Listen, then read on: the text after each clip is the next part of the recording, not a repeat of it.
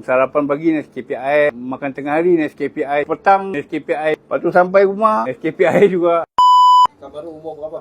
41 tahun. Potong satu-satu kan macam mana? Kedua-dua sekali. Bila masa yang kata sedang ada kencing manis tu? Dalam umur 36 macam tu lah. Mula pergi klinik nak cek demam. Lepas tu biasalah test darah, test gula. Gula lah tinggi. 20-21 lah. Biasalah Nescafe air lah. Kerja pengawal keselamatan kan. Pagi pergi minum dekat kedai. Sarapan pagi Nescafe air. Pergi kerja bungkus Nescafe air. Makan tengah hari Nescafe air juga. Petang balik kerja Nescafe air. Lepas tu sampai rumah Nescafe air juga. Hari-hari. Kalau tak dapat Nescafe air rasa macam mana? Tak komplit hidup Kanada. Kalau air lain tu tak jadi. Sebelah kanan ni ketuat orang panggil kot. Dia macam matikan. Sebelah kanan lah kena gigit tikus. Jari tengah. Dia kata kuman dengan kencing manis. Dia dah berduet sekali. Kedua-dua potong lah. Potong sebentar. Dah potong tu okay, kita dah boleh terima kenyataan. Kalau mandi boleh buat sendiri lah. Siapan tu makcik ada. Makcik tolong lah. Buang air kecil pakai tabung lah. Buang air besar akan pergi dekat luar pakai komod chair. Kawan-kawan okey je. Kita je yang malu lah. Segan sikit lah. Kawan-kawan nak je bawa. Kita je belum sedia nak berhadapan masyarakat kan. Mula tadi kekok lah sebab dah lama tak berdiri kan. Dalam 2-3 langkah makin